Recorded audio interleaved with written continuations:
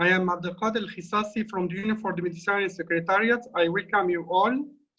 And I am delighted to share with you some ideas and with the participants about the Euro-Mediterranean Youth Voluntary response to the COVID-19 crisis. We are happy to have today with us the Secretary General for the Union for the Mediterranean, Mr. Nasser Kamel, Ambassador Nasser Kamel, Secretary General of the Union for the Mediterranean. Mr. Nasser Kamel, welcome. Thank you very much. Can you give the welcome remarks? Of course. I'm really very happy and pleased to be able to join you today on this informal discussion in terms of the role of our youth in tackling the social impact of the pandemic in the Euro-Mediterranean region. We are all aware how this pandemic has disrupted all aspects of our life in terms of economic activity, in terms of social distancing, in terms of the way we use to live, and we so far do not know when we are going to go to the new normal, and further down the line to go back to the normal situation. And no segment of the society has been more affected than the youth, because by nature they are the most active actors in the society in terms of productivity, in terms of mobility, in terms of interaction. So this crisis was definitely extremely disruptive in terms of their lifestyle, in terms of their livelihood, and in terms of their prospect for the future, because we all know that this pandemic has a severe socio-economic impact in terms of employment, in terms of economic development, and youth, as much as other segments of the society, are going to be affected in a region where youth unemployment is already a difficult issue and has always been a challenge that we were all trying to deal with. But on the other hand, I'm extremely impressed by the way the youth in our region has responded to that crisis. First, in terms of digital activity, I mean, the way our youth have organized themselves, have maintained a level of communication among themselves, but with the society at large, have continued to contribute economically using digital means, have came up with new solution in terms of technology to make life bearable and to make economic activity possible during those difficult time is quite amazing and impressive, I have to say. Also, how the youth has contributed to face and tackle the challenges of the pandemic throughout their contribution to the social aspect of that pandemic. So voluntary efforts has been popping up all over the region, where youth have organized themselves in terms of lending a hand to the most vulnerable segment of our society by being extremely active in creating. One example of that, the apps that provide informal aid in the concept of good neighborhood or good neighbors. And even by volunteering physically in delivering food to those who cannot leave their confinement. All of this has shown the dynamism of our youth, their spirit of solidarity with the rest of the society, their understanding of the challenge our society were facing and still are facing. And I'm sure that in the future, in the next few months and next year, they will also come up with new and innovative ideas about how to kickstart our economies and how they will adapt to a more digitalized form of economic activity, what we call the digital economy, and how they will be a producer of wealth and growth using different technological formats. So I will just end by saying that as much as I am, like anyone present today and everyone all over the region, as much as we are, of course, feeling the negative impact of this crisis, as much as I am impressed with the ingenuity, the creativity, the dedication, and the willingness of our youth to play a leading role, an active role in tackling this crisis and helping others dealing with that crisis. I wish you a very successful discussion, and I promise you that any conclusion that you come up with or ideas or proposals, I'll do my best to channel them to the appropriate decision maker in our region. Thank you very much for allowing me this opportunity, and I hope you have an excellent meeting. Thank you very much. Thank you, dear Secretary General, for these words. And now I move to Mrs. Marissa Parousia, Deputy Secretary General in charge of Social and Civil Affairs, for also welcoming words. Thank you for giving me the floor. Hello, good morning, everyone, and welcome to our webinar. First of all, I would like to welcome and thank all the speakers for accepting to share with us their experiences and expertise on the subject, which is very relevant to the current situation that we are living in. We all have to admit that young people play a vital role in the global voluntary work in their communities, and also that this pandemic created another opportunity. Despite the negative aspect, however, it created another opportunity for our youth to find different means to respond to the COVID-19. The Euro-Mediterranean is one of the youngest regions in the world.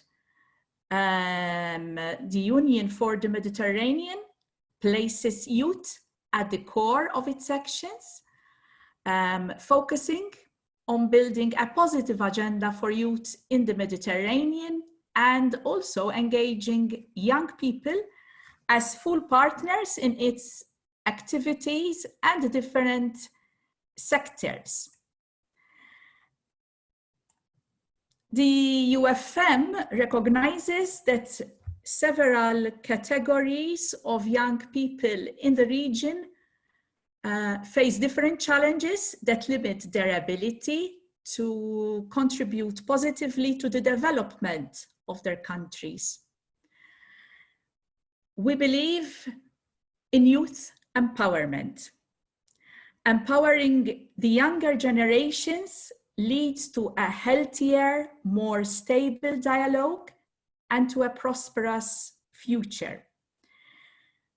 Through our transversal activities and initiatives, the UFM has made it a priority to guarantee representation of young experts, leaders, or project beneficiaries in order to have their opinions voiced and accounted for in charting future actions and also shaping the Mediterranean development agenda.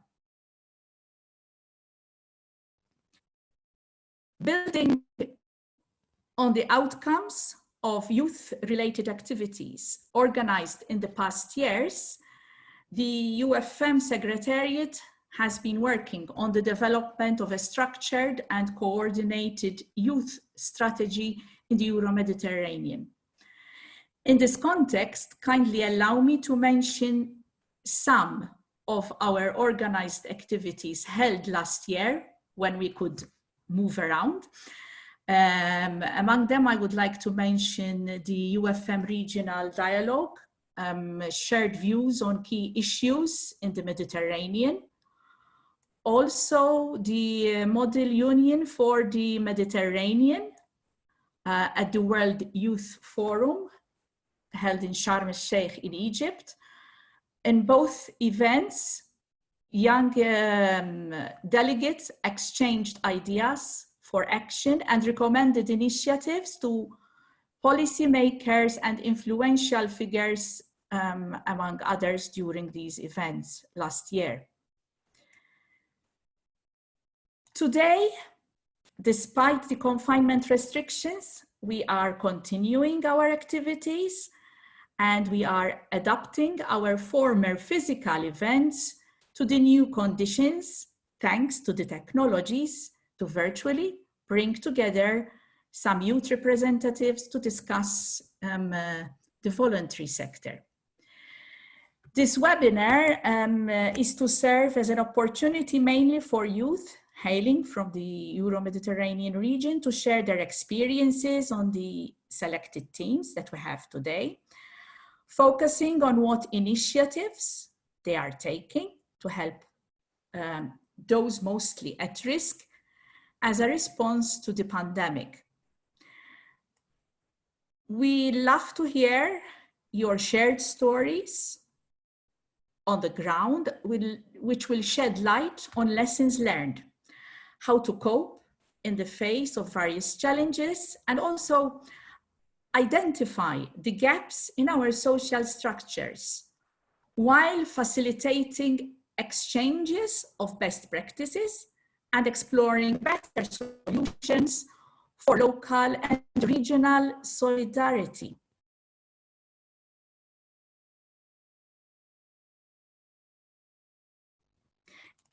In response to the unprecedented impact of COVID-19 on all sectors of society, especially in the Euro-Mediterranean region, we want to highlight the unique role that youth are playing on a voluntary basis, and this should be very praised. We are aware also that some youth strata have been affected by the lockdown measures, especially with the closure of the educational institutions, where youth maybe do not have full access to educational tools or to the internet. Nevertheless, we see also that other young people have emerged as a valuable resource and networking during this crisis. So joining forces with other frontliners, youth voluntary work glues our societies together in these trying times. We are honored to have with us today so many speakers, participants, and Facebook Live followers in this webinar, as everyone's input will enrich our understanding on the role played by youth, together with the hardships that others are facing. We are keen to have a sincere discussion on youth response to the COVID-19 crisis by focusing mainly on these themes: how youth organize themselves to help their community on a local or a regional level. What initiatives are youth taking to help those mostly at risk as a response to the pandemic? How are youth volunteers responding to the crisis? How are local or regional organizations mobilizing youth? I would like to also hear the supporting role of the civil protection or other youth movements to strengthen the voluntary sector. We also welcome proposals from you as participants for better response by the local authorities, NGOs, and international organizations.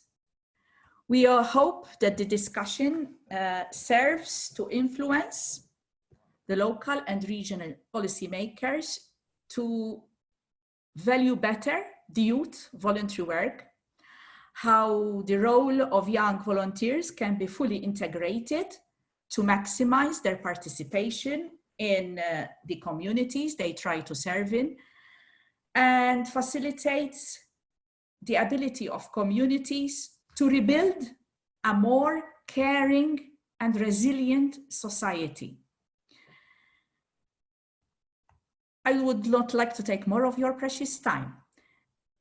I leave you with some keywords to bear in mind during our discussion and also after this discussion as a food for thought.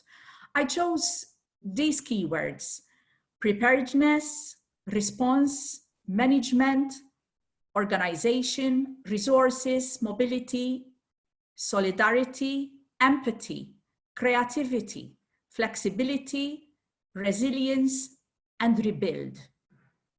I am confident that young people can achieve and fulfill their social role in the face of not only this crisis, but of future crises that we may have to face. Thank you so much.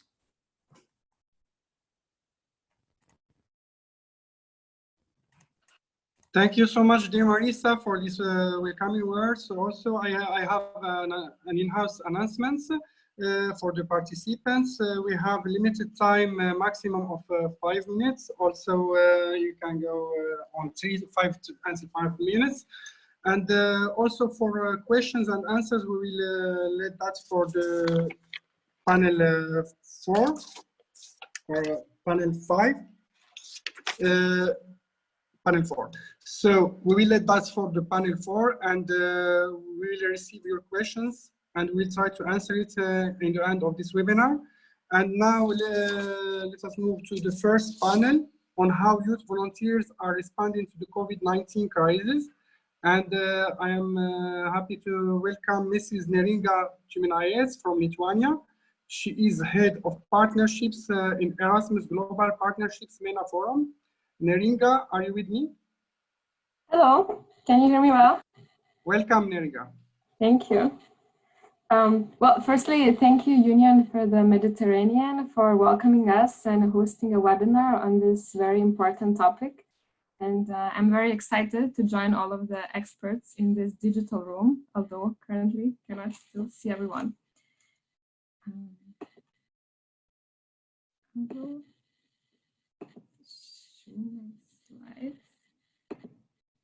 So very shortly about Erasmus Global Partnerships and how it came about.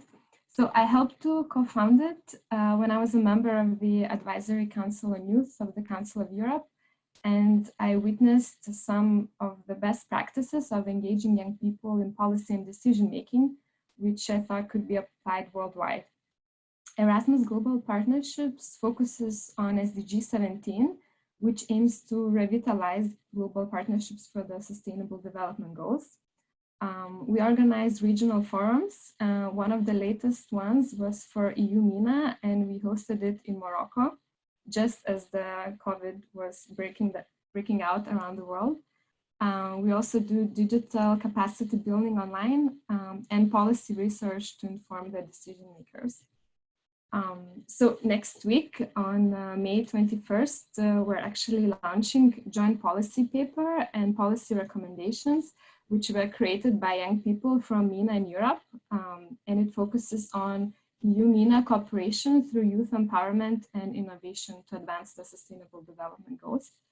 It has been co-signed by over 20 civil society organizations and startups in MENA and Europe, and this will be our contribution to the discourse.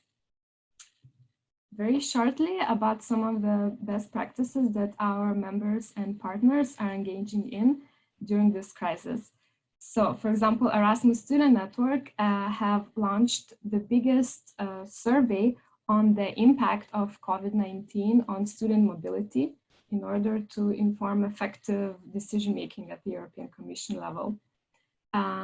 Atlas for Development in Morocco have been hosting capacity building activities for the young people. And one of them, a young entrepreneur, created a robot which uses a sensory mechanism to warn people to disinfect hands in public places. And Peace First have launched targeted sub-granting to where young people can apply on a local level to address community impact. My final kind of larger point is a big question. If once the pandemic is over, we should want to get back to normal. And some of the challenges here are, for example, that the normal would be the system of economic inequalities, which now shows that there are people who cannot afford to stay at home because they're less privileged. That is also a system of racism and discrimination, which the virus has just exacerbated. For example, there have been multiple reports in the United Kingdom of Chinese people being abused and blamed for the virus. The same abuse is suffered by the Roma community in Romania and Hungary, where Roma people are blamed for carrying the virus and sometimes even illegally locked down in their communities. And similarly in India, for example, the Muslim community has been blamed for carrying the virus. So this is not because of the virus, this is just one of the symptoms of larger prejudices and inequalities that exist. And lastly, I must address climate change. So for example, Amazon forest, which is the lungs of the planet and carries 20% of the oxygen, is currently burning. For example, Brazil's National Institute for Space Research has said that it has deteriorated 64% more than in April last year. And we might think what Brazilian policies have to do with us. But for example, last year, European Union has signed one of the biggest trade agreements, which was called EU-Mercosur, allowing easier import of beef products in the European Union. And as we know, cattle ranching is one of the biggest reasons why the fires happen in Amazon, because farmers and illegal lodgers need space for their cattle. And some research says that, for example, European Union is responsible for up to 18% of deforestation in Brazil. And actually Egypt is not that far along. So as we will have to suffer the effects of climate change together, I think it's extremely important that youth organizations, civil society, startups, and institutions also work together to address these challenges, because it's the only way to solve them. And therefore, I really congratulate such initiatives as the Union for Mediterranean, which brings young people together to discuss our challenges and our solutions, and engaging us into this conversation. Thank you. Thank you, dear Neringa, for this interesting presentation. We all hope to return back to the normal very soon, and that this crisis will take an end very soon. In the same line, we have your partner, Amani Bellakhdar from Syria, and Amani is Tunisian from Tunisia. So Amani, what could you say about Syria? What are you doing in this specific crisis? Hello, everyone. Thank you for inviting me. It's such a pleasure to be here to share what are the most important things that youth are doing. Now, in Syria, before I start, I'd like to introduce us a little bit so that the audience would know a little bit about our organization. So I'm going to share my screen.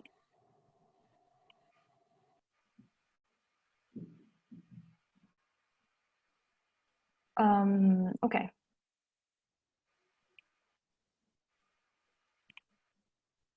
So Syria is a non-for-profit operating at the intersection of peace building, education and technology.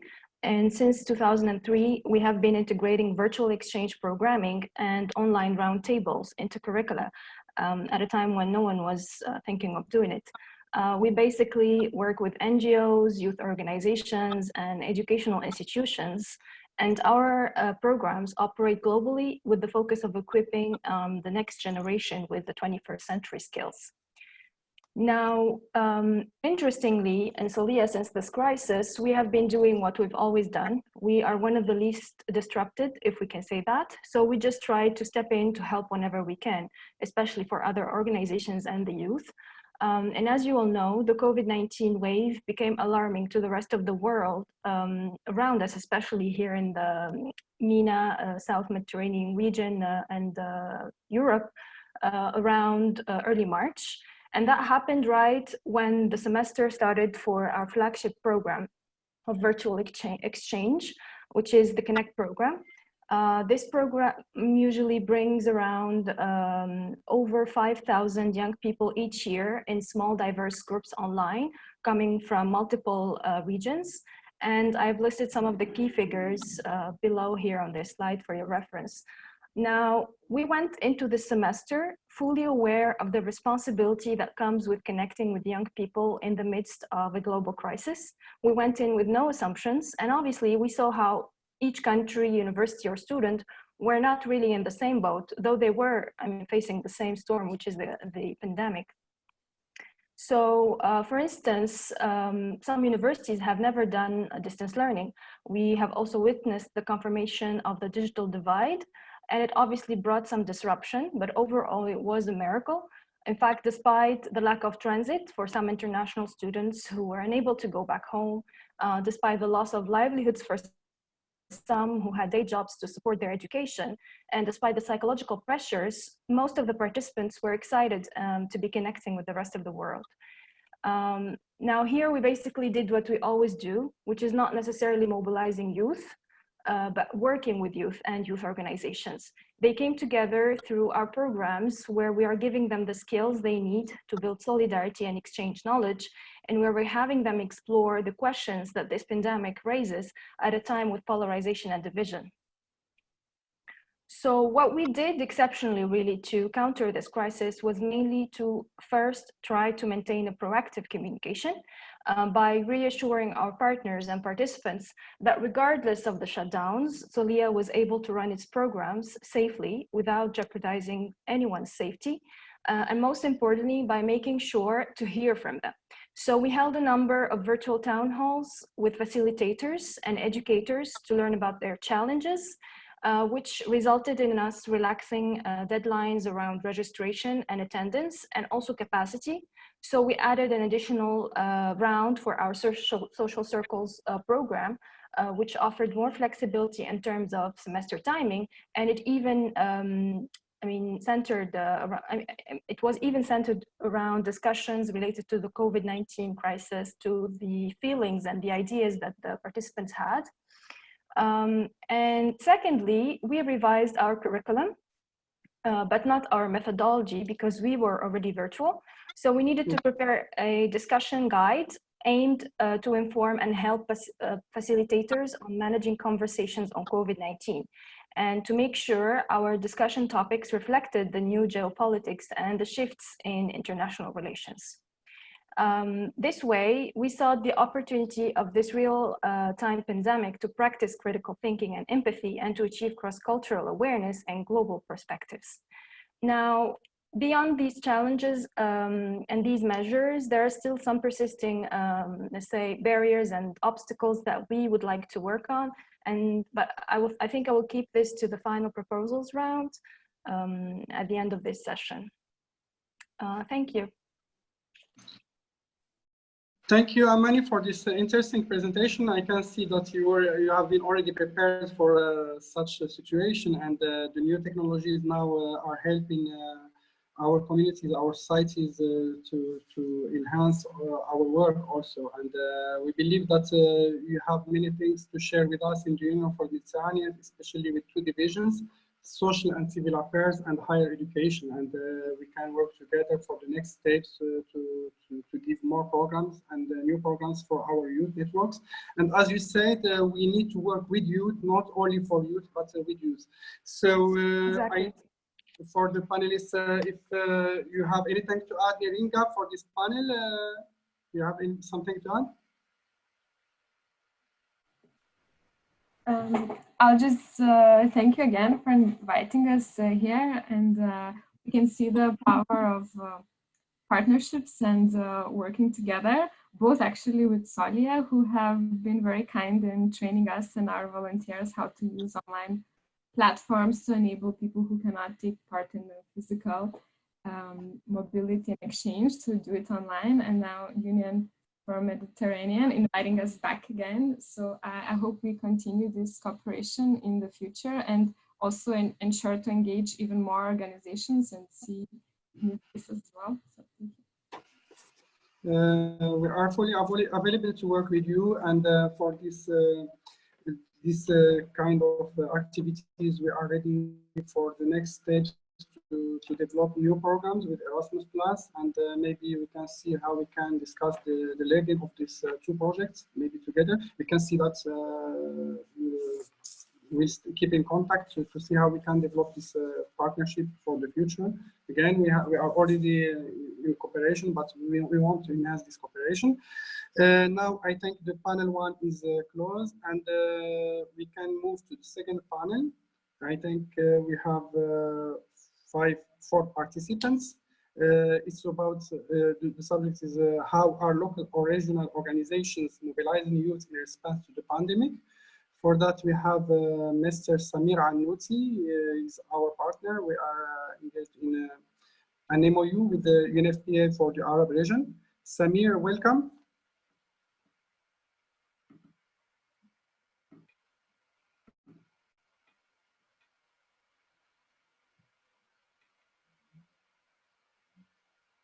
Samir? Can you hear me now? Yes, perfect. Thank you very much, Abdelader. If you allow me first to really express first our thanks and appreciation for our partners and colleagues at the Union for the Mediterranean for this yet another great and timely initiative. We are very happy as UNFPA to join and provide some preliminary contribution to this panel.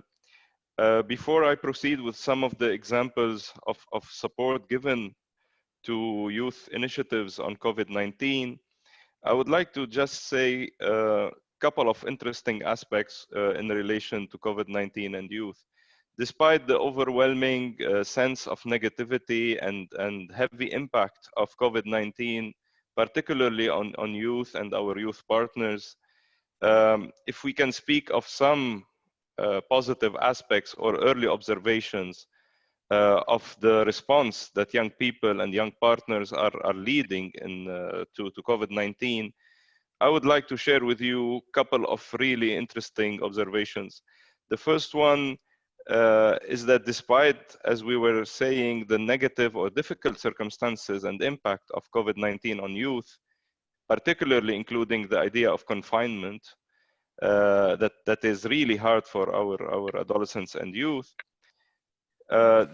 we really observed and salute their first resilience and response to that, how they reacted to these difficult circumstances at the individual level, but also they have proven to be great leaders and initiators and positive agents in responding to COVID-19. And that's not just poetry or wishful observation.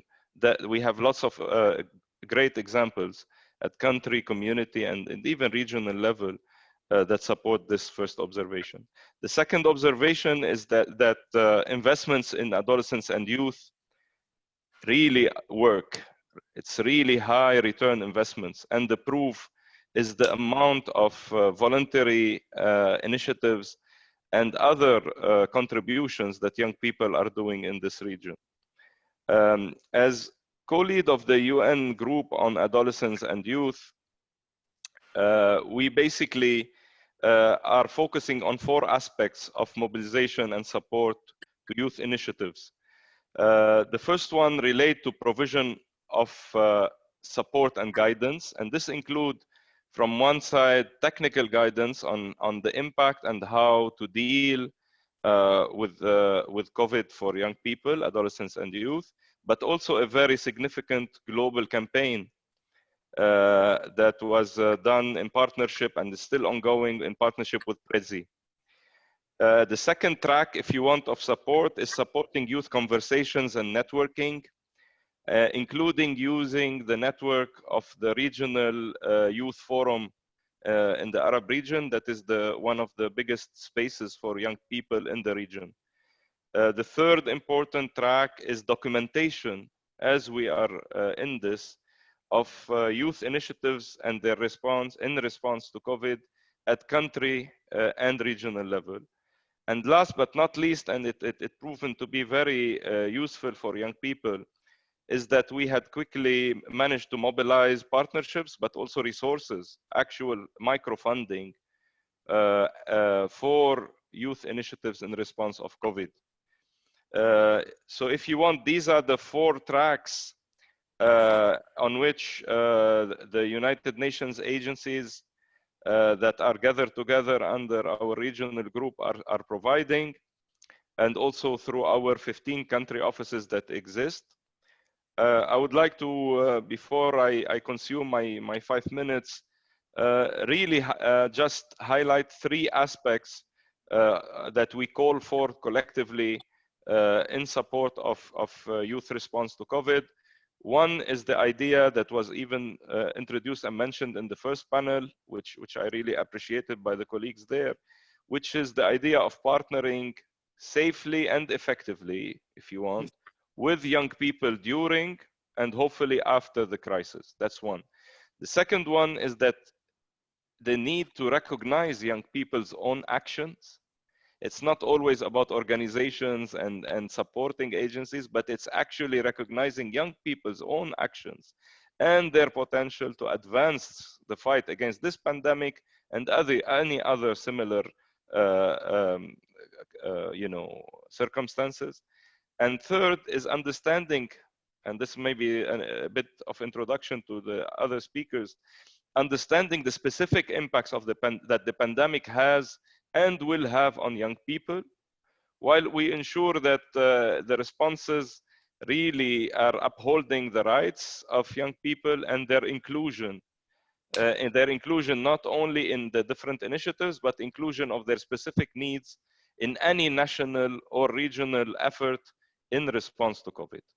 I thank you again and look forward to our discussion, and over to you. Thank you, Dr. Samir, for this interesting presentation.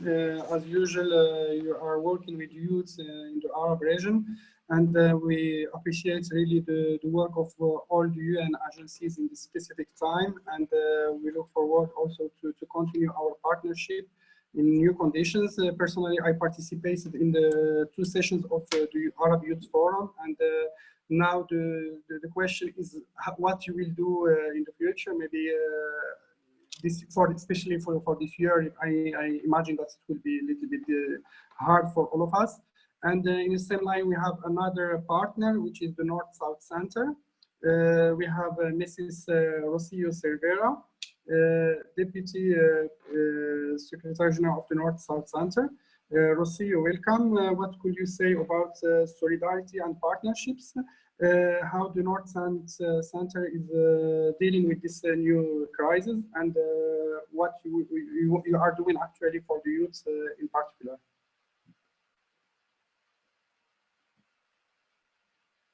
Hello, everyone. I will try to share my screen because I had a small presentation, but I don't see it in my options, the possibility of sharing the screen.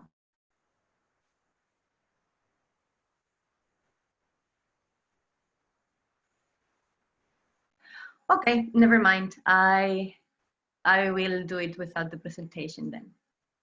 Well, thank you very much for the invitation to this webinar. As we were introduced, we are the North-South Center of the Council of Europe.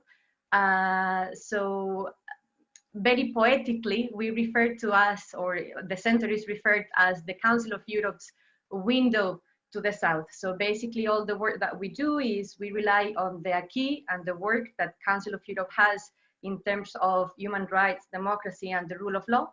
And we develop different cooperation projects between different regions in three main areas, which are youth cooperation, women empowerment, and global education. And in doing so, actually, we do it with a very unique constituency, not only because our membership also entails countries that are not European countries, like for instance, the Maghreb is also part of the North-South Center, but also because it's a multi-stakeholder approach. So our boards, our decision-making structures are composed of governments, parliaments, local and regional authorities, and very importantly, civil society.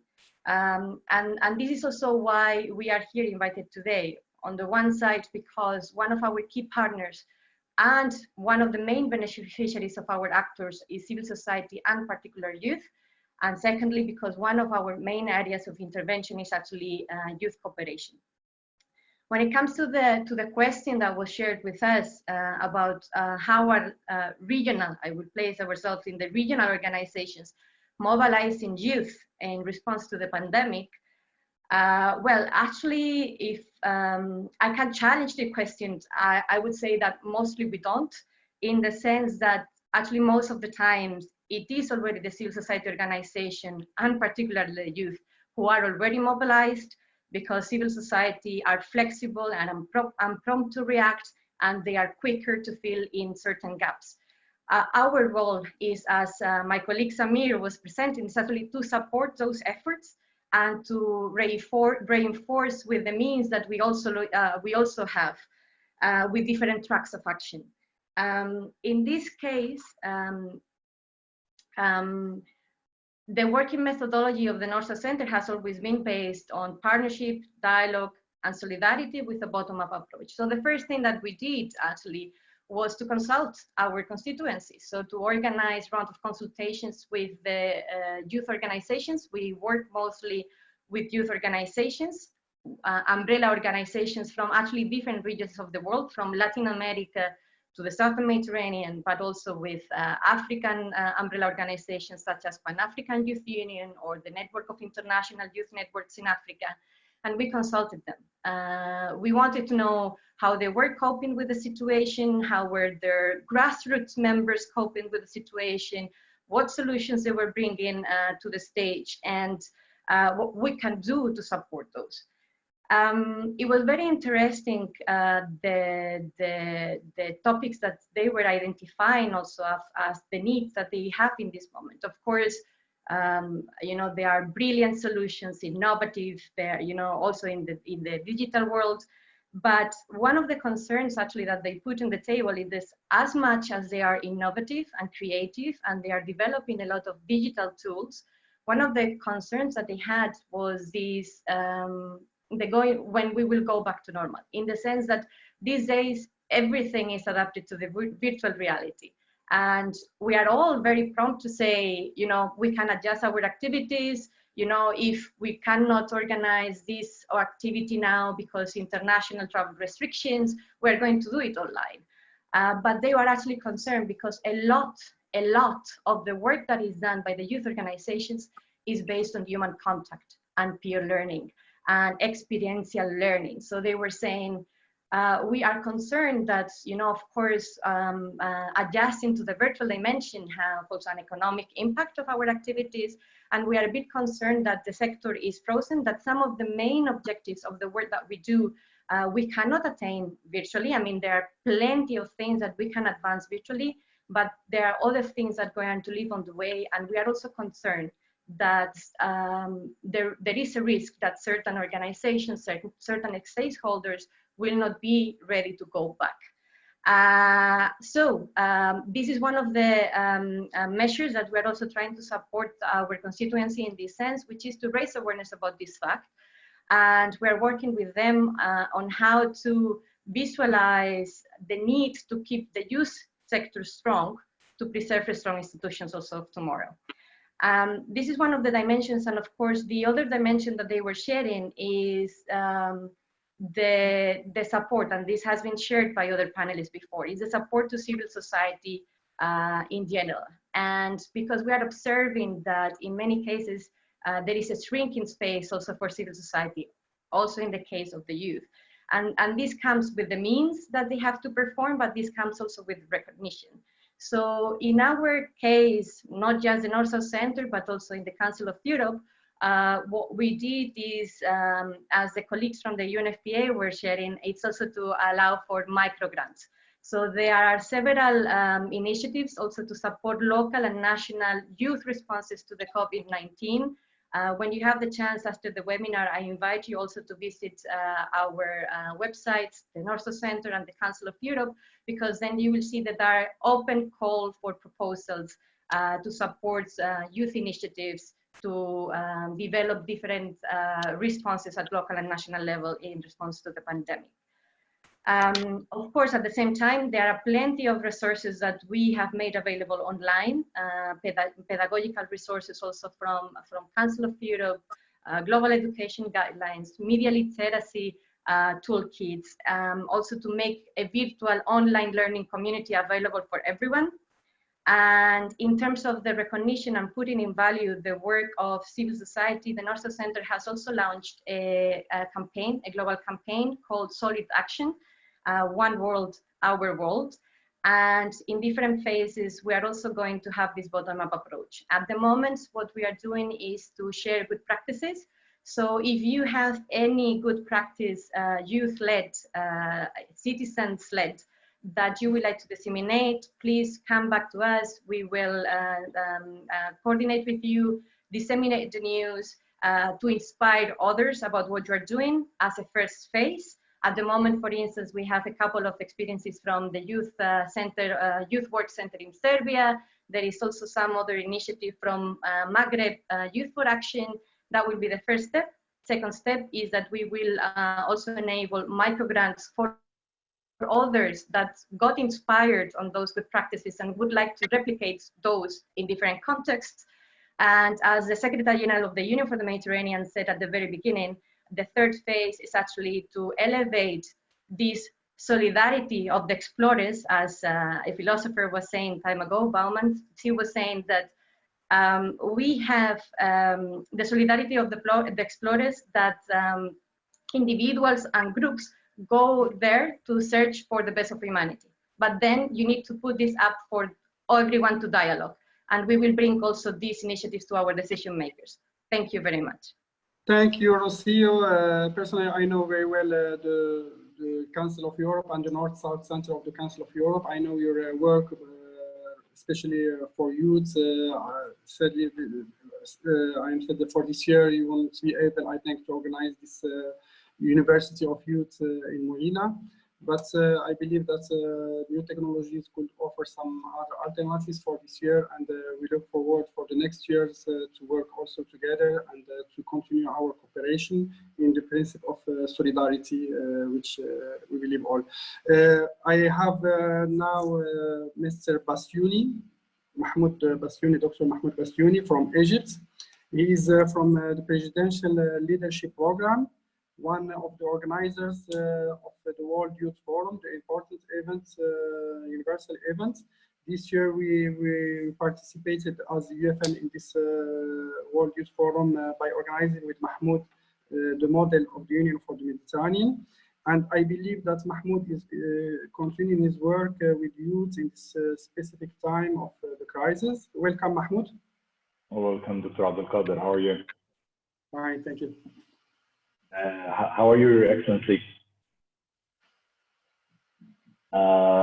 Thank you all for having me in this webinar, and I'm very pleased to be here, and I'm very pleased to share with you what we did with in context with the COVID-19, and allow me to jump into it and share with you what we do. So basically, I'm part of the Presidential Leadership Program, and I'll talk in 1 minute about this. The Presidential Leadership Program is a program that targets young future leaders and enables them to acquire the skills they need to learn about governance, administrative, and political fields, and most importantly, to develop their ability to attain critical and analytical thinking. And the goal here is to acquire the 21st century skills needed to cope with the market needs. So we started with the PLP, the Presidential Leadership Program, with we have 3 batches now. The first batch was 500 attendees, and we reached 1,500 members, and we have actually developed more to have the African PLP, the Advanced PLP, and the Executive PLP, and we're working now along with the UFM to launch soon the Mediterranean PLP. So what did we do in response to COVID-19 is that at first we created a GOC, a Joint Operations Center. And after you go through the program of the Presidential Leadership Program, you come out and you may be selected to join as a governor, as a deputy governor, or to support in ministries. So we have now alumni of the PLP that are governors, that are working as executive governors, deputy governors, deputy ministers, and also we have people volunteering, and some in ministries, and we have doctors, we have nurses. So what we did is that we created this center to communicate and to link the 1,500 member of the PLP and join them all together to see how we can share the information and how we can help each other counter the COVID-19. So before it reached Egypt, what we did is that we have created more than 300 videographs to educate people about how to be aware of your health, sanitation, how to protect yourself and your family, and how to deal with each other in public areas. We have created posters and billboards that we have put around Egypt, and from Alexandria to Aswan. And we actually physically deployed chairs in public areas to help with the convenient spaces to stop the eradication of the COVID-19. Nonetheless, we started to send out physical food and sanitizers, and we helped in the disinfecting a lot of public areas. To what you can see in the picture is one of our PLP member. He's now the governor, one of the governors in the Egyptian, one of the Egyptian governors. And what we did is that we sent food packs and supplies, home supplies, to the irregular workers and to elder homes, the people that will be affected greatly with the curfews that have been imposed. What we did also is that we send out our volunteers to help the elders receive their pensions, as well as the NTA, the home now of the Presidential Leadership Program, have launched its Digital Initiative 2020 in order to continue all the programs, but still keep the social distance and stop the eradication of the COVID-19. Also, we have launched, we're currently launching a sociological initiative to help the people now that have been cured of the COVID-19 and rehabilitate them and relaunch them now into the society, and to help our caregivers, the first line army that we have, the doctors and nurses and caregivers that are in face with the COVID-19, to protect them and to be accepted and to support them psychologically, to be accepted in the society, and to help them through these tough times. I made this a very quick presentation, so let me jump to the end of it. That there is a good side to what we're doing with the physical distancing, which is that while countering the COVID-19, we can actually counter other illnesses as well. Like, as you can see in the chart, this is from influenza virus spread in between the difference between 2019 and 2020, and you can see that it's sharply going down. And this is important. Yes, it will affect a lot of us economically, but there is a bright side that we can. People now are more aware of their health and their sanitation. And given that we have a lot of underdeveloped areas in Egypt, that people do not know a lot about their health sanitation, now people are more and more aware of how to protect themselves. The social distancing is affecting a lot of other illnesses as well, and viruses, and is putting an end to a lot of them. The huge effect of our environment that carries air now is 30% less polluted than before the COVID-19, before the social distancing. And there is a huge chance now for creativity and innovation. And as we're doing now this webinar, instead of doing it physically, we can do it online. It's a challenging time, but after all the challenging times, the people were able to do a lot. Like we had the United Nations that came out after a very tough time. Maria Montessori, Reggio Emilia, both of them created their own education programs after troubled time. So I think this is a step, a chance to give the youth the power and to let them do more and more impact in the environment. And that's it. Thank you so much. Thank you, Dr. Mahmoud. We will continue, of course, for the Presidential Leadership Program and for all the recommendations of the World Youth Forum, especially the model of the Union. And we will use also technologies to hold some meetings in the coming days, and maybe we'll involve some other partners. They are welcome to join us in this solidarity action. And in this same line, I am glad to receive Mr. Andres Rojo. He is Spanish and he's from the Assembly of European Regions.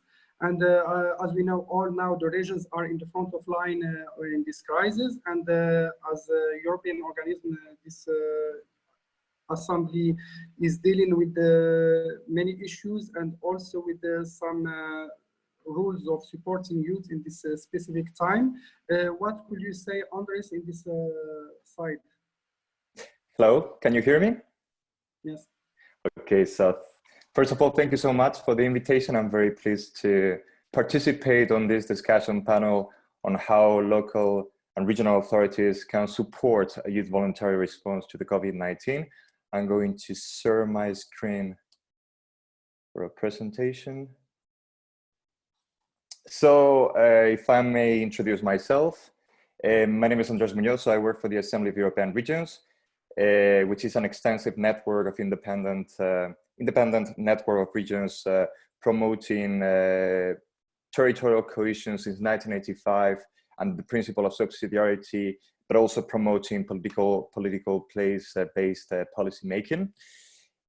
So before we go into further detail about the topic we are discussing today, I'd like to stress the fundamental role of regional and local authorities, because they are the very front line of responding to the crisis, not only in the early response to the outbreak of the COVID-19, but also they will have a fundamental role in shaping the short and long-term strategies for recovery.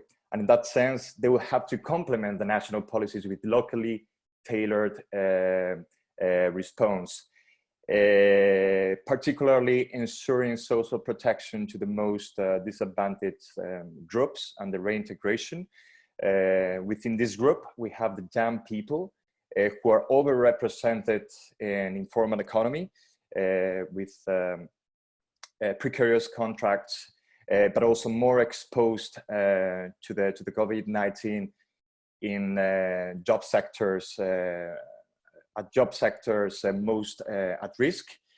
So the regions and the local authorities, they play a fundamental role to ensure this social protection, because one of the consequences will be that they won't be able to benefit to access employment-based social protection.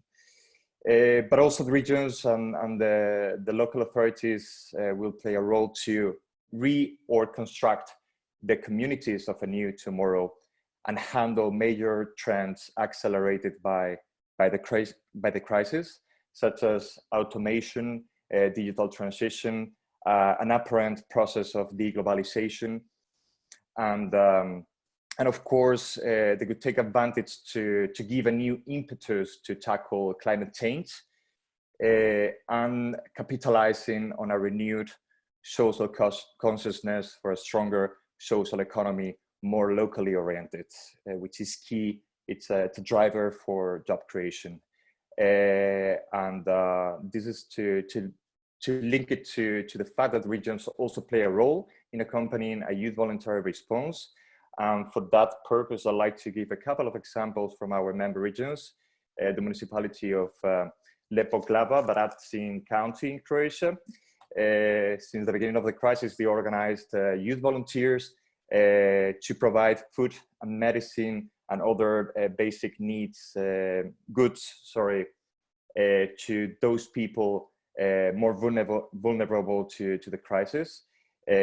So first of all, they prioritized the elderly people, then people in self-isolation, and of course, the really poor ones, providing warm lunch every second day, and of course, delivering food, provisions, and medicines.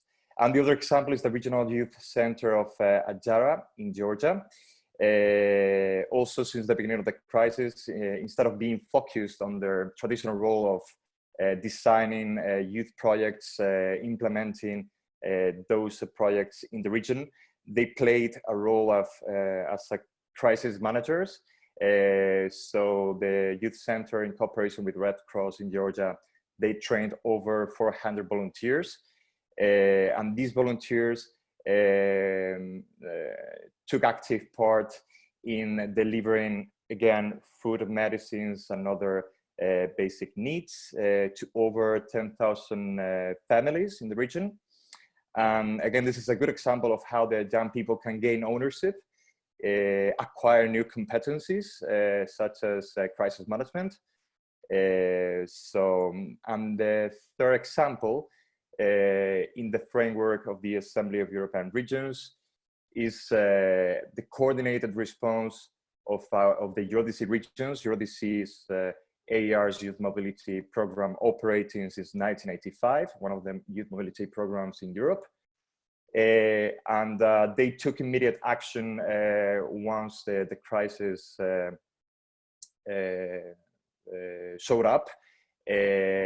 So starting by suspending every sending to another of the young participants to another region, but also establishing a monitoring group to come up with common solutions to the individual situation of all those participants and trainees stuck in another region during their mobility stay. So many of these regions have faced daunting challenges in dealing with this crisis in the framework of mobility, from preventing contracts from being cancelled, also offering travel assistance, repatriation options, and providing ultimately financial aid to those trainees, participants stuck in another region, finishing their stay abroad without having the possibility of returning home. So this is again another example of how interregional cooperation is more needed than ever, and also to prove that the regions are best placed to respond to such a crisis. And this is all. Thank you so much. You can follow us at European Regions on Facebook, Twitter, LinkedIn, and Instagram. And I'm very pleased and happy to listen to the other presenters and panelists. Thank you so much, Andres. Thank you so much, Andres, for this excellent presentation. And we believe altogether that interregional cooperation is also one of the most important aspects. Now I will ask all the participants to respect please the time of 5 minutes, because we are late now. And I will move soon to Captain Laurent Alfonso in the panel 3. It's about the supporting role of the civil protection to strengthen the voluntary sector. And Captain Laurent is responsible in the PPRD South 3 program. It's a program funded by the European Union.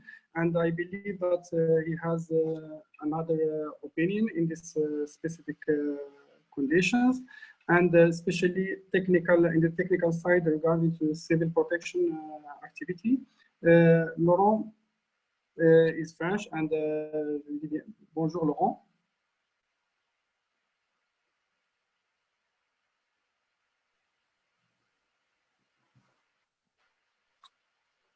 Laurent Alfonso,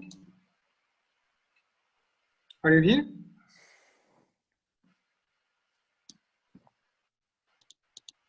Yes, I'm here. Can you hear me, dear Abdelkader? Yes, I can hear you, but without the video. Could you please open the camera? Okay. Sorry. Yes, here we are. And let me now maybe share the screen. Is it okay? Yes. Yeah? Yes. Oh, cool.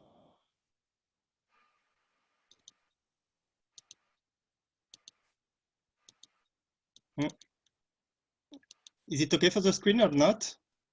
Not yet. Actually, you can see only your screen, but not the presentation. Okay, so right now, sorry for this technical problem.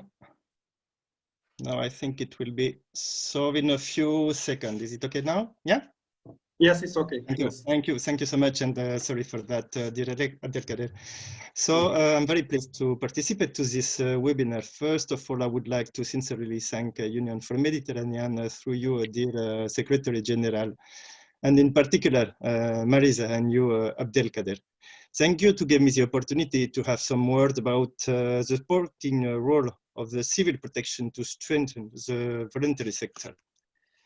The coronavirus has affected almost all countries in the world at more or less different levels. National strategies, organization, and health system are revealed inequalities in preparedness, both at the level of European countries and the Mediterranean basin. However, one constant that can be found everywhere and with a very high level of satisfaction is a commitment and investment of youth in all sectors related to the health crisis, and in particular civil protection. Containment has often been the norm as a barrier measure to stop the spread of the coronavirus. Very concretely, this deprivation of mobility has sometimes cut young people off their families, and in particular their grandparents, who are also grandparents considered vulnerable. Movement, meeting, sharing, conviviality with friends has also stopped. For many, a real psychological suffering has emerged. The paralysis of our economies has severely affected the citizens of the Mediterranean basin, with an even greater impact on young people in precarious jobs. And for the many students, uncertainty still hang over the end of the university cycles and the validation. Finally, in this pre-summer period, many young people relied on seasonal jobs to finance their studies or as a supplement to their income. On the other hand, we know, unfortunately, that the economic recovery will be difficult in the coming months, and young people entering the job market may encounter Despite these grim predictions, youth are not giving up and are leading the way in setting an example of resilience. You have the ability to project yourself in the future and think out of the box. This abnegation can be seen in their willingness to participate alongside public services and civil protection in particular. I was able to identify two areas of participation. Firstly, through what we call the makers, design and manufacture of objects using 3D printers to make vases or parts to make diving masks or respirators compatible with hospitals. Secondly, their commitment has been praised in the task of assistance to the population with the distribution of meals, support to retirement homes, disinfection, distribution of masks, alongside the civil protection services, whether in Europe or in the Maghreb. We can also highlight the initiative in terms of blood donation by young Israelis, for example, the voluntary mobilization of young medical students in European hospitals, or the good use of social networks to inform about the risk linked to the coronavirus, as in France or Jordan. The youth have been able to take hold all sectors in our society and demonstrated spirits of initiative and solidarity during this health crisis. The civil protection and health services were able to appreciate and benefit from their incredible commitment. I hope that all our societies will be able to count on them in the after, in a perspective of fraternity, sharing, and new balances based on sustainable development. Thank you so much for your attention. And of course, I remain at your entire disposal for any further information and question later. Thank you. Thank you so much, dear Laurent, for this presentation and also for believing in the capacity of youth. Also, we're glad to hear that from an expert who is dealing actually with this specific situation. Maybe some young participants at the end of the session could comment and react with that. Especially, I know that we have Dr. Sameh Kamil, who is a young doctor, and he is volunteering this side. And I will be happy to hear after that his comments. And before that, I will go also to the panel 3. And now we will hear specifically the youth the young participants with us. And we have with us the founder of Opportunities from Lebanon, Josiane Atalla. Josiane, welcome. Hi, everyone. Can everyone hear me? I know sometimes that's not the best audio setting. Yes. Great. So as Dr. Abdelkader said, my name is Josiane Atalla. I'm the founder of a platform called Opportunities, which relies heavily on social media to introduce young people to opportunities they can find. And I'm going to talk a bit about that, and I'm also going to talk about some of the youth work that I've been involved in that I thought is interesting to share.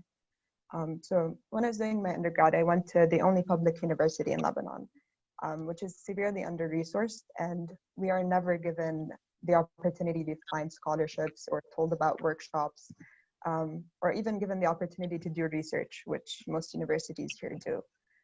So when we would graduate, a lot of us would not even graduate, but not even go on to find opportunities for employment because we didn't have enough experience.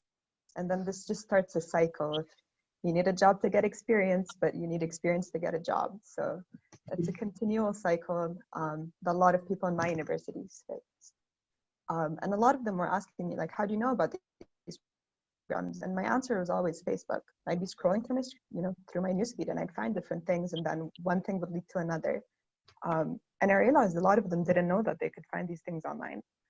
So Opportunities was formed to help these students, that are spending time on the internet anyway, find these different opportunities and apply and, be able to do things that they were told that they couldn't do. And within a year, so we're a fairly new organization, we've been able to help around 100 students not only find opportunities, but get jobs and internships and scholarships. So that got me thinking a lot about, this isn't just me who wants to do something different. There are a lot of people like me out there. Many of them are on this panel that I'm going to be in right now. So it got me thinking about, is there an organization somewhere that does this? And I'm lucky to also be now the regional manager of it, which is called Peace First. So my organization helps young people ages 13 to 25 start, develop, and implement solutions by getting mentoring and funding.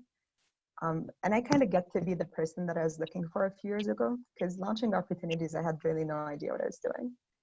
So I got to learn a lot, but now I got to give back a lot. And during my experience with Peace First, I got to meet so many different people from across this region that have a vision for what MENA should become. They want to see something new and something different, but they also want to see themselves in that change. So I got to speak, to a young girl in Morocco who's 19, who's developed a portable lighting device from pottery. And no one else did that because no one looked at her community and thought it mattered, but she looked at it and thought it did. So this is an opportunity, I think, that for youth, not only to be contributing back to their societies, but youth are really changing the narrative of what social work means. Growing up, we're always told you should volunteer and you should do this and you should do that, which is important. I'm not saying it's not. But it's really time to change the narrative for youth and tell them, if you see a problem, you need to solve it. You shouldn't be waiting around for someone else to do that. So I'm very happy to be part of a community that not only tells youth you have the power, but gives them the power to change the narrative of social change from voluntary work to exemplary, sustainable work that is inclusive and accessible to all. And it gives me great pleasure to be part of this panel with a lot of other incredible young change makers across this region. So thank you again for this opportunity to share my story and to share the stories of some of the youth in our community. Thank you, Josiane, for this inspiring words. And I move quickly also to another active young participant, Sophia Hemmerman from Liechtenstein. She is representing the World Organization of the Scout Movement. Sophia, welcome. Hi, can you hear me? Yes, yes. I'll share my screen. Hi, everyone. My name is Sophie, and I'm an external representative of the World Organization of the Scout Movement. It's the largest educational youth movement and has about 50 million members across the world. And part of the Scout DNA is to engage in society and create a better world in our local communities. And that's especially important right now. I want to show you two activities, one global and one local one in this webinar. So if it goes forward. In March, most in-person Scout activities were suspended due to lockdowns across countries. And so the aim was to create an activity that supports Scouts around the world to cope with this new situation and continue Scouting at home. So the Jamboree on the internet was created and it looked like this. So you had a big virtual campsite where participants could discover different parts such as educational youth movement or live shows. So in total, there were 60 hours of educational youth program and 6 live shows with great guests. And there were 600 online interactions on the platform, but also on social media, and 55,000 direct registrations, which is basically the participants. These global activities are a great source of motivation and exchange, but local activities are what keeps Scouting running on a day-to-day basis. And many national Scout organizations found incredibly innovative ways to engage with their members. But most leaders that were trying to come up with activities were kind of faced with the question, so how do you keep children and youth engaged? They're usually, playing and learning outside. I want to highlight one example from the UK, which was Hike to the Moon. So the United Kingdom, the organization in the United Kingdom, they created a webpage with lots of activities called The Great Indoors.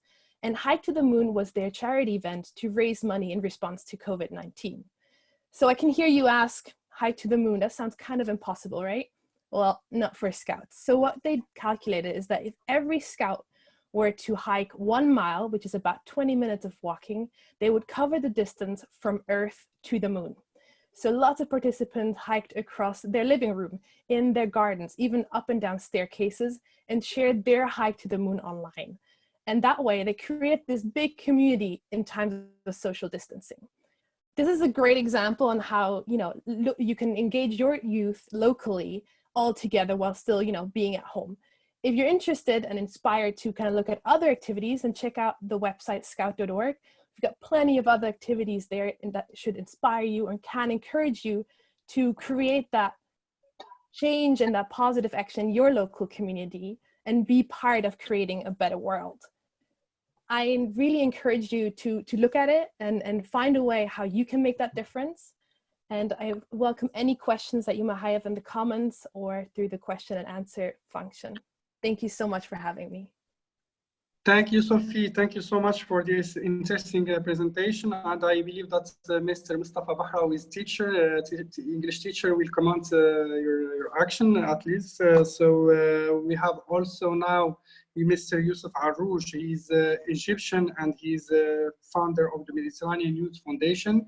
And I want to hear from you, to listen from Yusuf his own experience in this specific time of the COVID-19 crisis, especially in Egypt and in the Mediterranean region, as he has a big network with the youth from the region. Yusuf, welcome. Are you here, Yusuf?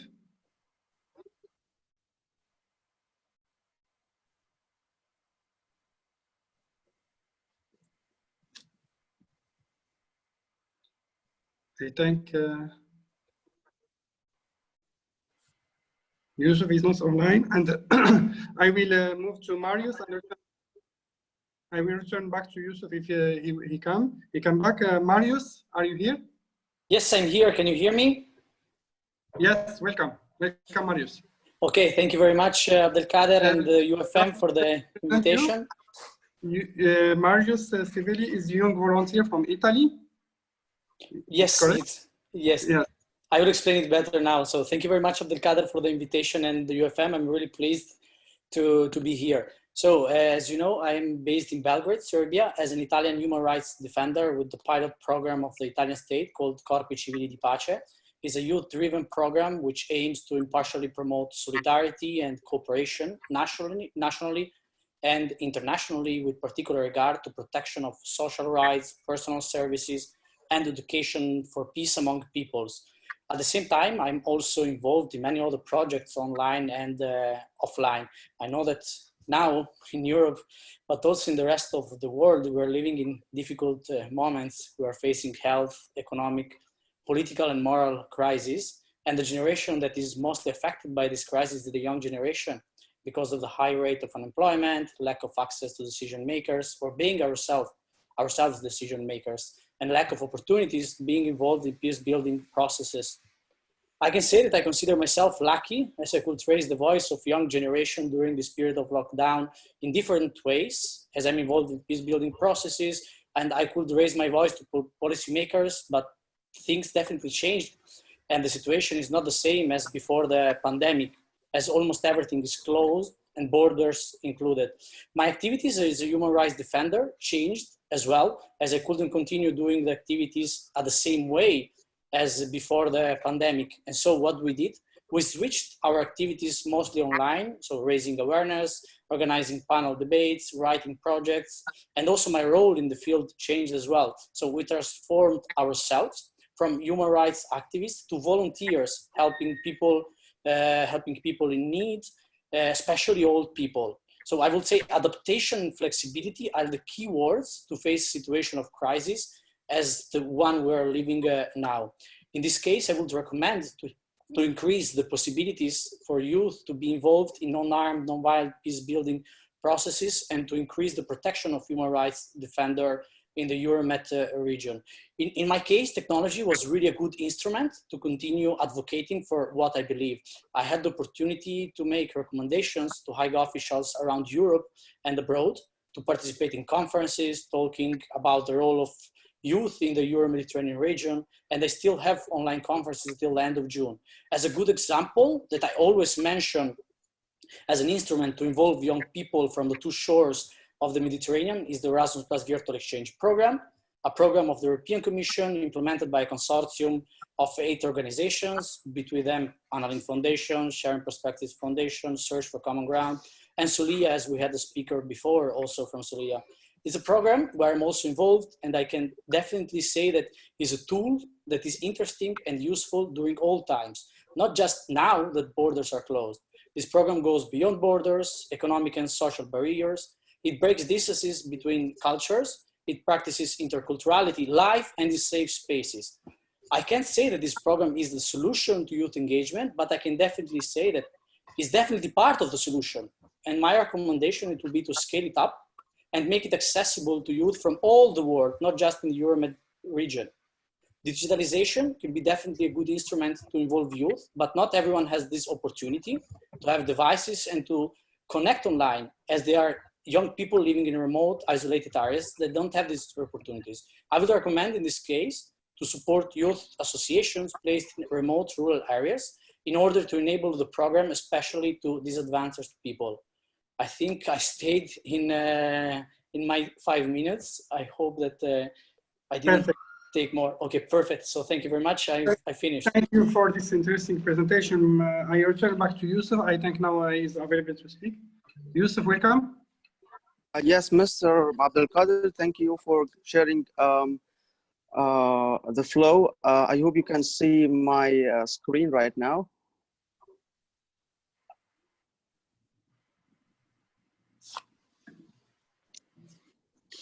Can you see? Yes. First of all, thanks a lot for your kind invitation. It's a great pleasure for me to be with a grateful and impactful speakers and guests. First of all, Mediterranean Youth Foundation is one of the youngest organizations in Egypt. Our board members, all of them under 24 of their age. And according to the speech of His Excellency, Ambassador Nasser Kamel, youth are the most active in the society. So please allow me to share with you 7 rules young people can play to support and to help the national governments during the crisis. The first rule is young people can launch and lead awareness campaigns using creative methods and technology. When it comes from youth to youth, the message could be delivered in a better way. The second rule, young people can reduce the spread of fake news about the coronavirus, and especially in Egypt, this is one of our most challenges we are facing during the crisis. I think other countries have the same challenge. The third rule, youth can reach and report suspected cases by creating like subgroups in every village and every city. Rule number 4, youth can launch sterilization campaigns for centers and homes, and also they can help elderly people to get their foods and their needs without leaving the house. Rule number 4, social entrepreneurs and their startups, they can develop technology tools could help us to reach to the suspected cases in early stages, so they can be cared. Rule number 6, youth organizations and youth workers have the ability to support the Ministry of Youth in each country in the Euro-Mediterranean region to develop virtual youth activities, as my colleague Amani mentioned. Now we can launch virtual exchange programs, we can create virtual incubators, we can also go with the electronic or the e-learning education. Rule number 7, young researchers can do research to document the international experiences and the good practices, what every country do during the pandemic, and how other countries could get benefit of their practices or their experiences. This is 7 rules, and there are more rules young people could play to support governments and national authorities to face the crisis and the current situation of the pandemic. Thank you, and I have something to propose at the end of the webinar. Thank you, Yusuf. And quickly, I move now to Hatim Asnag. And Hatim Asnag is from Morocco, and he is the president of and founder of the Sustainable Development Youth Organization. Hatim, welcome. Thank you so much there, Abdelkader. Are you hearing me? Yes, yes. Yes, that's okay. I will just share my screen.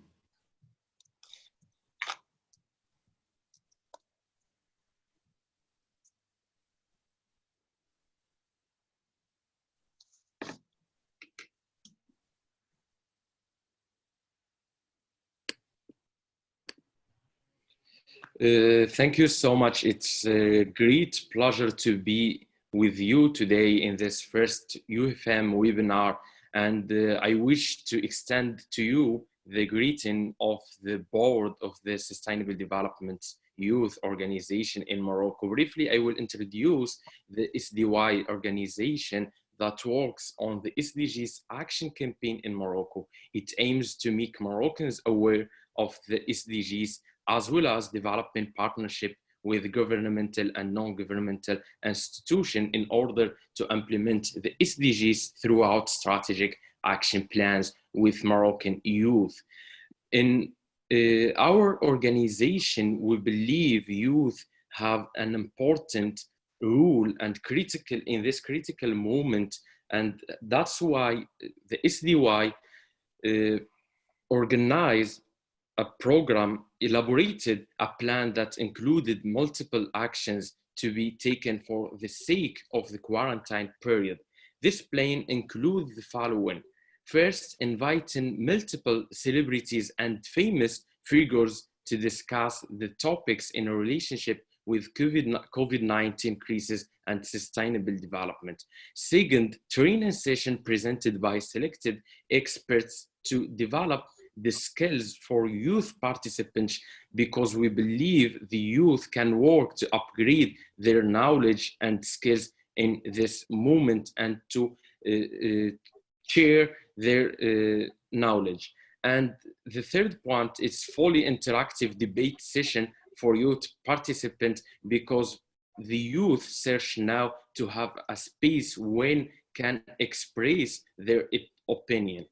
And the SDY mobilizing youth in response to the pandemic, and the Sustainable Development Plan against COVID-19 also, a series of regular posts that included update people, posts about Morocco's pandemic updates in different cities using confirmed news source. And second, take actions for youth to take in order to protect themselves and their community from this pandemic. And develop yourself online courses, sources for free courses and soft skills training for youth to develop in this situation of pandemic. To contribute in this discussion, we believe the civil protection also has been actively supportive for many reasons. First of all, supporting and facilitating the action of charity movements, and second, monitoring the collected funds for said movements to make sure that they aren't schemes. And third, monitoring the flow of information to make sure that the updates shared are legitimated. Some stories of our community in the SDY, like Marwa Amzian, she is lead project manager. She said, first focus of our action plan was to make sure that our members are aware of the pandemic and the consequences. We have put together 3 campaigns to inform, entreating, and empower youth during these hard times. We were pretty inexcused or service put once we focused in the positive change we have seen in the community. We were well prepared to face it. And the proposal from our youth to better response by the local authorities, NGO, and international organization, we think we can offer new hotlines for domestic causes such as abuse or violence or depression. Also sharing awareness and measures that need to be taken for all specific cases, and also sharing publicly legitimated online shopping websites, for example, or developing platforms online for the sake of experience and seeking help. And finally, raising funds for scientific and medical innovation that can help battling this pandemic and future ones. Our proposal, it's related with our agenda or the sustainable development goals, because we believe in the SDY.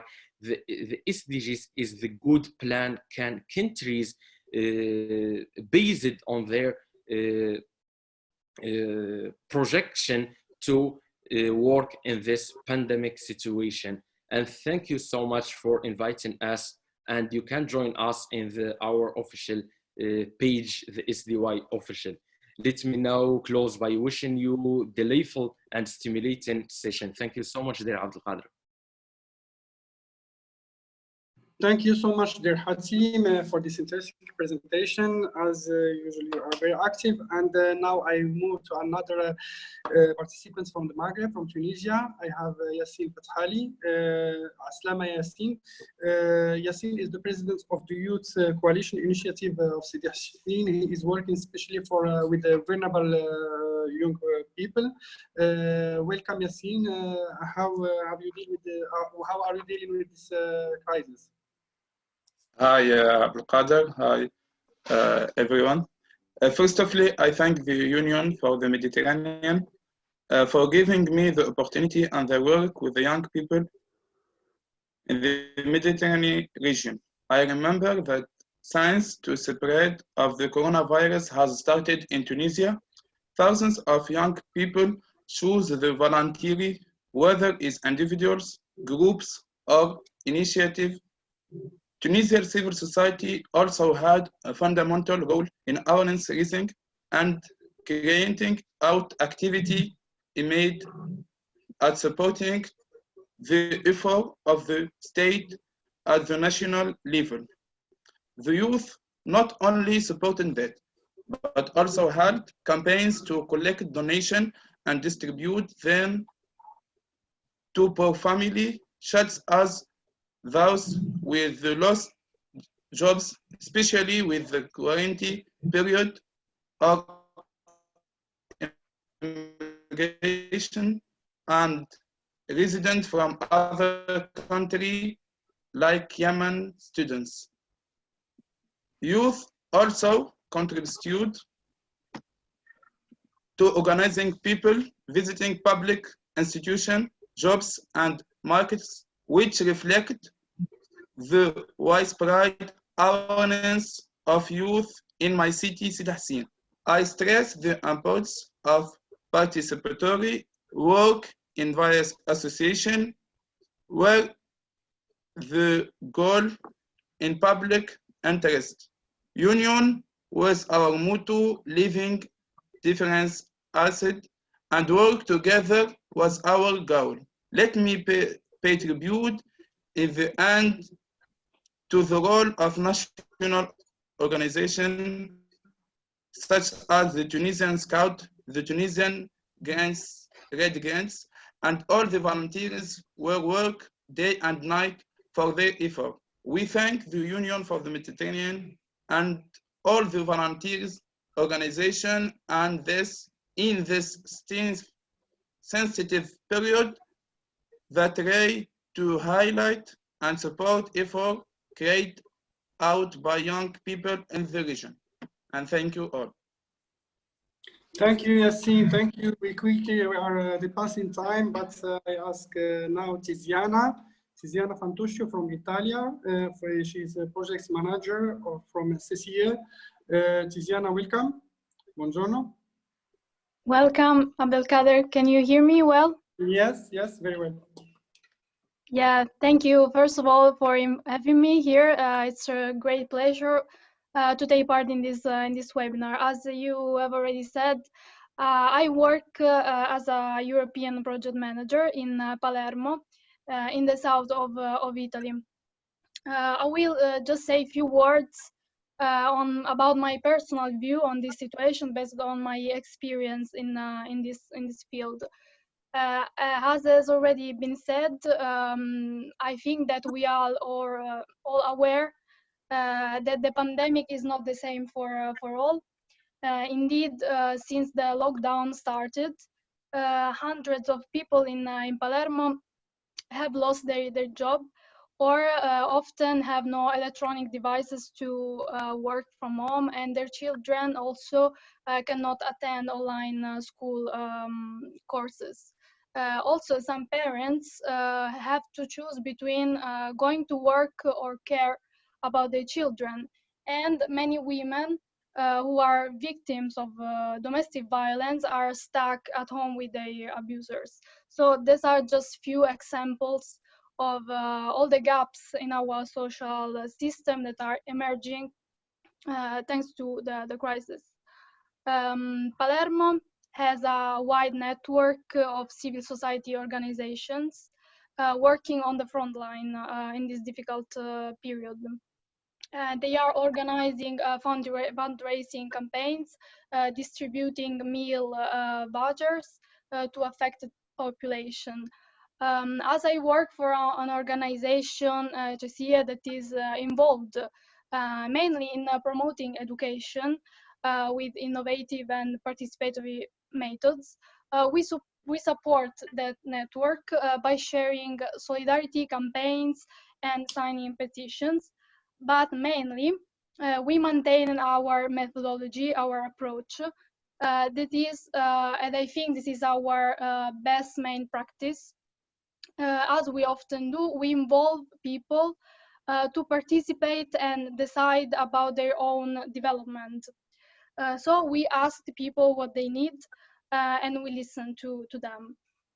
I want to share this view because before the lockdown, I was about to organize a training for women with migrant background on the issue of gender-based violence. And I asked them, would you like to still attend the course online? And to be honest, I was a bit skeptical because of the difficult time and the necessary to address primary needs first. But they answered me, yes, of course, when do we start? And the same did my colleagues that are working with schools. They asked teachers, parents, and children. And since the lockdown started, they are organizing creative workshops online for children, tutoring for children, especially in most disadvantaged areas in Palermo. And they are organizing training on digital skills for teachers who are in trouble with distant learning. So this to say that we are trying to care about all the needs of our participants, and we launched a campaign to collect electronic devices and try to make our training and courses as smart as we can, being flexible with hours, just to not leave anyone behind. This is to say that from my experience and my personal view, in this new phase of the pandemic, we need to be ready to increasingly focus on two main aspects that I think are the right to work for all. And this means regularizing also contracts, especially for most vulnerable people, for example, migrants. And at the same time to focus on education. And I want to highlight here that when I say education, I mean also to include gender equality education. That today I think it's more important than ever. School indeed are still closed, but many parents are starting to go back to work. And Italy is still lacking measures to address this problem. And we all know that especially here, and the society is still pushing women to be the only main caregivers for children, but we don't want anymore to be in the position of choosing between being mothers or workers. So what is my hope, what I encourage all of us to do is to focus on these aspects. So thank you for your attention. Thank you so much, Tiziana, for this interesting presentation. I quickly move to Sameh Kamil first. Sameh is a doctor, and I believe that he is also a young activist. He is representing the Arab League Youth Platform. And Sameh could bring his own experience in this specific time of the COVID-19 crisis. Sameh, welcome. Assalamu alaikum. Hello, alaikum salam. First, I would like to start by thanking my dear friend, Dr. Abdul Qadir, for this opportunity. My name is Sameh Kamil, and I have the honor of speaking today on behalf of the Arab Youth Platform for Sustainable Development. To briefly introduce the AYPSD, we are the legally mandated self-organized youth platform at the League of Arab States. So we are the youngest youth platform at an intergovernmental organization today. Since our recognition by member states in September 2019, we have been taking on a few roles. First, we have been working on policy and advocacy. Second, capacity building. Third, youth knowledge. And fourth, youth action. I would like to briefly shed the light on a few actions that we at the Arab Youth Platform for Sustainable Development have been prioritizing since the beginning of the COVID-19 crisis. I would like to start by policy and advocacy. AYPSD, along with our partners in UNESCO, are continuing advocating for education being the key factor for achieving the Sustainable Development Agenda, even in the light of COVID-19, taking into the consideration the new norms that the United Nations has been discussing recently. Also, in terms of policy and advocacy, the AYPSD, through a role at the United Nations Interagency Network on Youth Development, have issued a statement that is calling to respect all human rights, including economic and social and cultural rights. And we recognize this as a fundamental to the success of public health responses and recovery from the pandemic. In this statement, we called for a couple of items, and I personally hope that they make it to the recommendations of this session. One, partnering safely and effectively with youth during and after the COVID-19 crisis.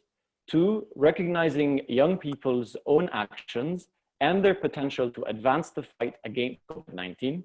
Three, understanding the specific impacts that the pandemic has and will have while ensuring the COVID-19 related responses uphold young people's human rights and or inclusive of young people's specific needs.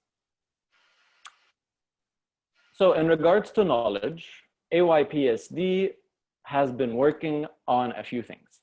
Mentioned earlier, our dear friend Samir from UNFPA talked about the PREDZI-UNFPA partnership. So our platform has been proud to be very actively engaged in supporting this partnership as an innovative tool to allow stories of youth activists from around the world to be translated to different languages, and also whoever is translating and recording has the opportunity to share their own experience in what they're doing in helping their own community. One more thing that in terms of knowledge, Dr. Samir and Dr. Abdul Qadir have made reference to during this call is the regional Arab youth forums hosted in the Arab region. As an outcome of these forums, participants have willingly volunteered to create a virtual platform for exchanging ideas and supporting one another, and also sharing together best practices on how they're helping their communities and societies get through the pandemic, whether through volunteering or partnering up with their local or national governments, or even with their NGOs. And we even launched a publication highlighting the best practices and posted it on our social media channels and sent it to UN country offices around the region. Last but not least, this is a very interesting point. In the next few days, we will be hosting a dialogue between cabinet members of the Arab governments and youth from all around the Arab region. We're very excited for this webinar since it's one of the first of its kind in this unprecedented time. This platform or this webinar is aimed to give a chance to reflect on both sides of the story and learn how each party can support the other party. And by parties, I mean the government and youth, especially with the daily workers and the informal sector and all these problems that we're facing. And Dr. Abdelkader, if you would allow me a few more seconds to give a word from my heart. As young professionals and community leaders. Okay, Samah, few seconds to finish. Okay, because we have the four participants and we need to finish. Thank you. Yes. So as young professionals and community leaders, our main aim is not, should be to share the right practices of social distancing and health precautions with the general public. Not everybody has the access to participate in webinars, and not everyone goes online to read articles from the WHO, and not everyone knows how to take care of their health. So this falls on our shoulders as young leaders and professionals to take our knowledge to the streets. You might think that by default, everybody knows how to wash their hands or wear their masks, but you'd be surprised if you just went on a walk down the street and had a conversation with people that have lower levels of education. Thank you very much, Dr. Abdelkader, and sorry for going over my time. Thank you so much. Thank you so much, Sameh. The debate is very interesting, and we are passing the time reserved to this webinar. And quickly, I move to another experience from Morocco with Mr. Karim Derwish. Mr. Karim Derwish and Mrs. Mariam Labiad. Maybe I give the floor to one of them. They have an initiative called La Classe Poema. They help teachers and students to organize virtual courses. Welcome, Karim. Hello, Abdelkader. Welcome, Mariam. Welcome. Thank you. Thank you. So first of all, I want to thank you for inviting me to this webinar. And also I want to thank all the participants for sharing with us their actions against this pandemic. So I'm Mariam Labiad, the training manager in the La Classe Poema team. So what's La Classe Poema? La Classe Poema is the first Moroccan interactive platform for online education. It was developed by young Moroccan engineers living in France. We are all volunteers and we developed it to help Morocco in this period of crisis. The aim of the platform is to ensure that Moroccan students can continue their academic program, and also to allow to all teachers to work in good conditions in this period of crisis. Our first purpose is to make easy the remote classes for students and teachers. The platform is 100% free for all users, and it's very easy to use. Even a child in primary school can use it, and it's usable from any computer device. Today, we offer just the technology, but not the courses content. It's up to all the teachers to prepare their contents, their courses, and share them with their students. The platform is very secure. We respect the standards of the protection of private data. We launched the platform on April 13, 2020, and today we have already more than 20,000 users. That's it. Thank you. Thank you. This is very interesting, Mariam. Thank you also to Karim. Now I will move to Professor Mustafa Bahra, who is an English teacher, and he's dealing also with the specific time of the crisis, and he can give his experience with the students, specifically in these conditions and restricted conditions. Mustafa, marhaba. Assalamu alaikum. Hello, everyone. I hope that you are doing fine in this pandemic. First of all, I should be very thankful to Mr. Abdelkader for giving me this chance to share my experience with these wonderful teams of this wonderful team of youths. I'd like to share my experience, but also I would like to talk on behalf of my colleagues who are doing a good job while making sure that the students stay in touch with education and stay in touch with their academic progress. for me, first when the Moroccan government or when the Ministry of Education launched a lot of platforms for students and for teachers to work with in order to make sure that educational syllabus continues. So I try to adopt especially Microsoft Teams and Zoom, but then just a few students benefited from Microsoft Teams either because of technical or financial problems. So I launched a YouTube channel for everybody to watch. Then I got a call from Mr. Abdelkader, and that call gave me like a push forward, a very big push forward to continue the work, and I extended or I expanded my my work from focusing on high school students to focusing even on kids, because I wanted that my goal was to make everybody busy while watching YouTube channel, doing something while they are under the lockdown. Then I have noticed that many students don't have the ability to use YouTube. So we talked in a group of 7 teachers, we talked about how about launching like a Facebook group on which we do like live sessions for everybody to, especially if we know that connectivity for Facebook is cheap in comparison to connectivity on YouTube. So we launched a page, a Facebook page for everybody to attend, and we made a plan of courses that students can follow. And now we have got a database of 20,000 students who are following our page, and we are launching videos. In addition to my initiative, there are hundreds of initiatives of teachers from all over Morocco. They are doing very great job. They are using their YouTube channels, they are using their Facebook pages to make sure that the syllabus continues and the students are busy while they are under the lockdown. We know that the pandemic is very difficult, especially for youngsters because of their physical mobility, and now they have got to be confined at home. So, and our goal is to keep them busy and to share with them these hard moments and listen I should say the suffering of this group of people.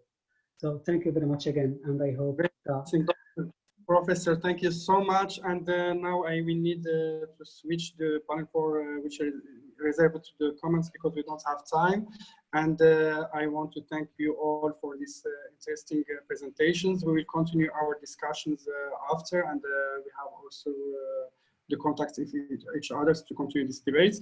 And now for the closing remarks, I will receive Mrs. Miriam Touma, Dr. Miriam Touma, youth expert and CEO from Malta. From the Agenzija Izgazag, Miriam will make the closing remarks. Welcome, Miriam.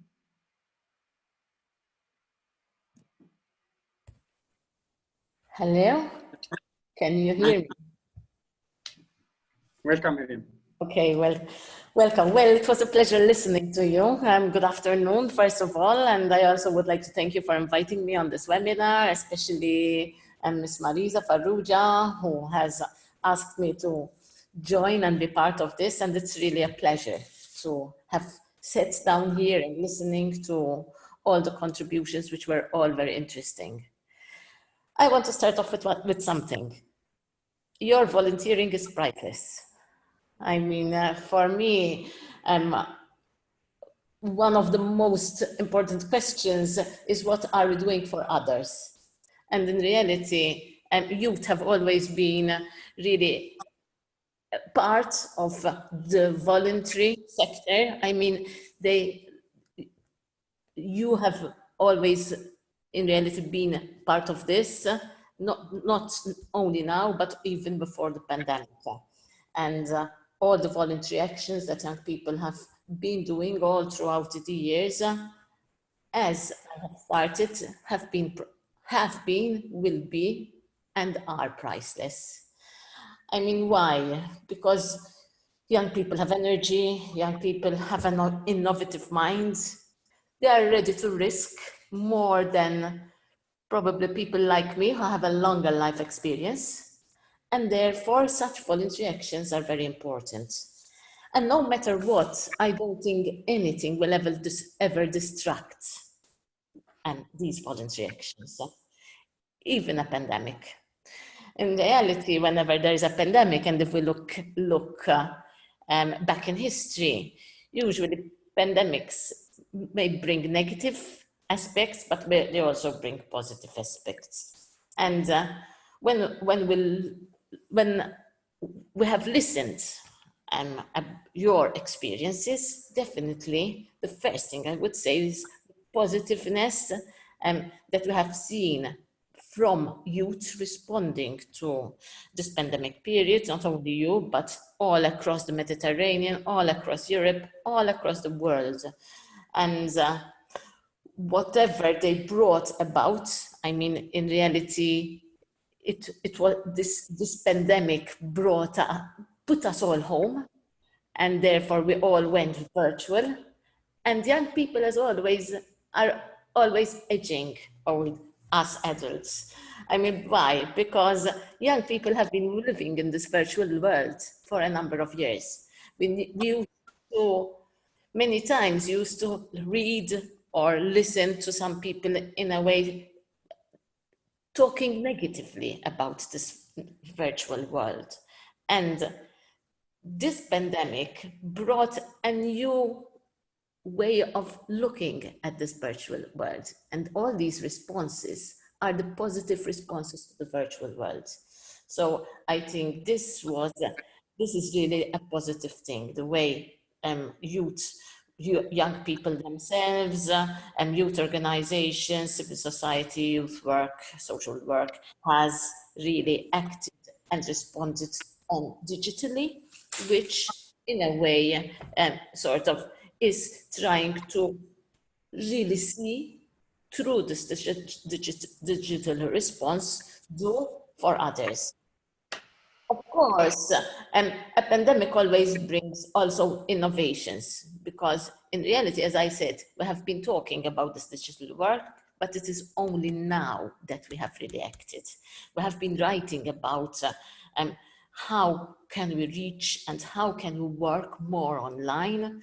And we have done this in the past, but now this pandemic is making us do this without, even if we don't want to. And therefore, this is a learning experience that we should really see what we're going to learn from. I mean, what are we going to continue adopting once this pandemic is over? What are we going to keep? What was the impact? And how are we going to take this on? I mean, I have heard some of you saying that when we come back to the norm, I mean, I think in reality, we will one day come to a norm. It might not be exactly the norm that we were used to, because as we all know, pandemics always bring about some change. At the beginning, the change might be quite negative and drastic. We are talking about a recession in the world, and obviously young people will suffer from this recession, loss of unemployment, and mental health issues, depression. Somebody mentioned domestic violence. Yes, these are all the negative things that this pandemic might bring, but it will also change us to the better. If we look at the past, and we always say we look at history so that we learn from history. I don't like the idea of saying history repeats itself, but history makes us learn. And if we look at history, we have seen pandemics happen, and we have seen what we have learned from them. And this pandemic will also make us learn. One thing which we need to remember, though, I mean, as I said, youth volunteering is always there, it will remain there, but we need to try and safeguard also the structures that young people work and do their voluntary work or voice their voice. and that these such structures are not destroyed.